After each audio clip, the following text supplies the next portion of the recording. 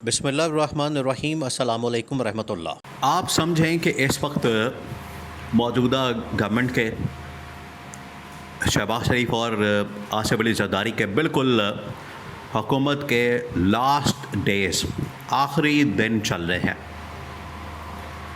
और इनको ये पैगाम पाकिस्तान के अहम तरीन इदारों की जानिब से पहुँचा दिया गया।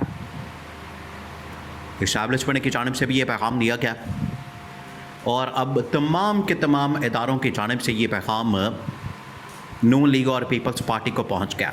बाकी तमाम इदारे कौन से हैं जो इसके अंदर अब शामिल हो गए हैं? और बजट पास होते ही, ये बजट पास करने में तकरीबन कोई हफ़्ता 10 दिन लग जाएंगे, ये वाला हफ़्ता या अगले हफ्ते, इस हफ्ते में 1-2 छुट्टियां आ जानी है मुहर्रम की।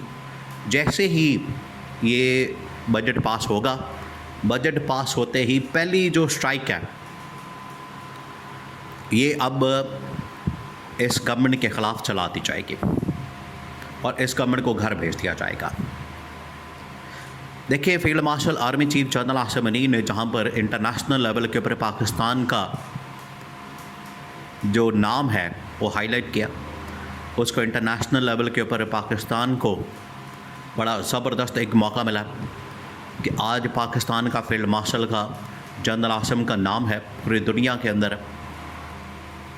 अमेरिका का नायब सदर दोनों फील्ड मार्शल का नाम ले रहे हैं और यहाँ पर पाकिस्तान में शहबाज शरीफ और आसिफ अली जरदारी इनके तमाम के तमाम मंसूबों में, तमाम के तमाम प्लान्स के अंदर रुकावट बन के बैठे हैं।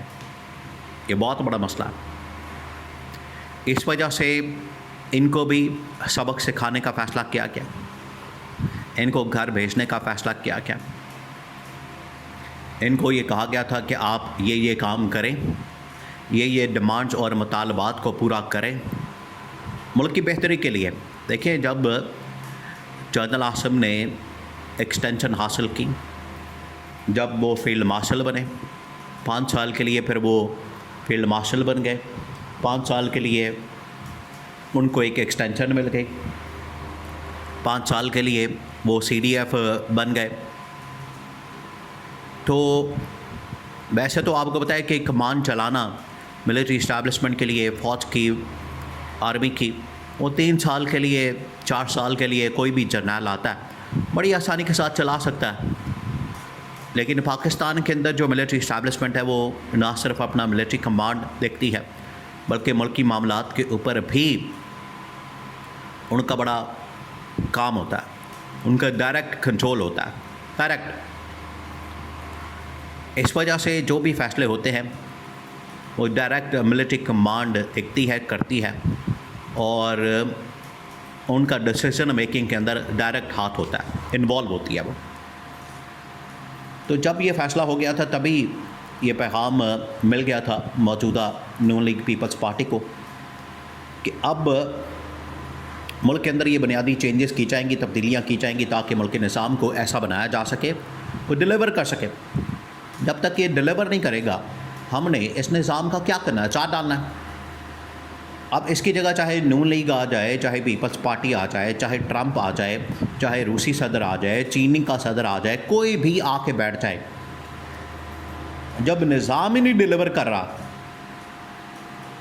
तो कोई बड़ा से बड़ा यहाँ पर तीसमार खान, बड़े से बड़ा यहाँ पर कोई तुरम खान आके बैठ जाएगा, ये मामला उधर का उधर ही फंसा रहेगा। ये था इस्टेब्लिशमेंट का वो सलूशन और उनके पास था इसका क्रक्स। अब हमें इसको चेंज करना है और ये जो ऊपर बैठे हुए लोग हैं इनको घर भेजना है। तो यहाँ से पहले ये फ़ैसला किया गया। सेकंड, उन्होंने पूरे पे रिसर्च की इस हवाले से, उन्होंने तमाम के तमाम जो एक्सपर्ट्स लोग थे उनसे ये राय ली, ओपिनियन ली, प्रपोज़ल तैयार किया, वो इनके हैंड ओवर कर दिया, हवाले कर दिया। अब ये बजट से पहले इनको ये कहा गया कि ये चेंजेस करनी है आइन के अंदर, तब ही निज़ाम के अंदर तब्दीलियाँ आ सकती हैं। इन्होंने इनकार कर दिया।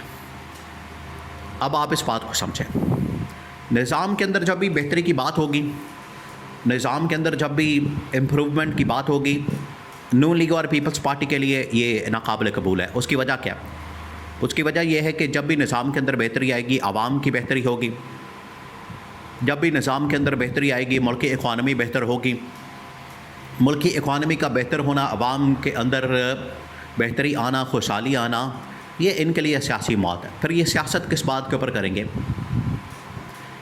फिर ना सिर्फ ये था, बल्कि उसके अंदर पूरा एक एजेंडा था कि बलदियाती निज़ाम लाना है, मज़ीद सूबे बनाने हैं, पाकिस्तान को एक ऐसा मुल्क बनाना है जिसमें दो ख़ानदान ही सिर्फ हुकूमत ना करे, बल्कि डायरेक्ट आवाम का इसमें कंट्रोल होना चाहिए।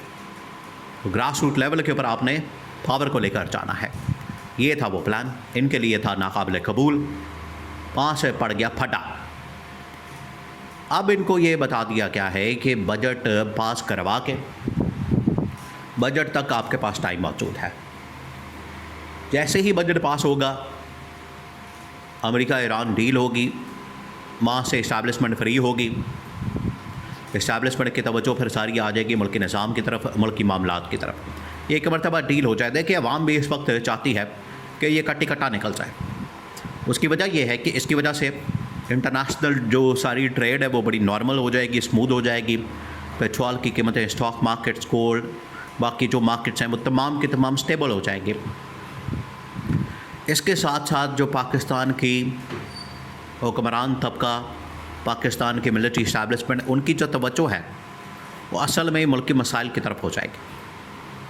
भाई, यहाँ पर महंगाई का मसला है, बेरोज़गारी का मसला है। आम आदमी बेचारा मर गया है, उसके पास खाने को रोटी नहीं, उसके पास गैस नहीं, बिजली नहीं, पानी नहीं, 100 किस्म के मसाइल हैं। आप जा रहे हैं वहाँ पर अमेरिका ईरान की दोस्ती करवाने। तो ये जो बुनियादी तौर पर एतराज़ है, मिलिट्री इस्टेब्लिशमेंट ने कहा कि ठीक है, ये दोस्ती होने दें, डील होने दें। उसके बाद सारी तवज्जो पाकिस्तान की तरफ। और यहाँ पर आते साथ ही जो पहला फ़ैसला होगा, पहला जो स्ट्राइक होगा, जो तोपों का रुख है वो कर दिया जाएगा मौजूदा हुकूमत की तरफ कि अब तमाम की तमाम डेडलाइंस ख़त्म, अल्टीमेटम ख़त्म, तमाम के तमाम मामलात अब हमारी मर्ज़ी के मुताबिक चलेंगे। और आपको जितनी बार भी कहा गया कारकर्दगी दिखाने का, तो कारकर्दगी दिखाने के बजाय आप लोगों ने क्या किया? उल्टा मुल्क का बेड़ा कर दिया। मुल्क के अंदर उल्टा आप लोगों ने तबाही फेर दी।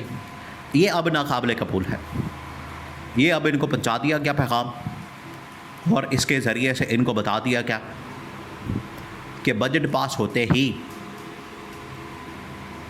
आपकी रुखसती कन्फर्म है, आपका घर जाना कन्फर्म है।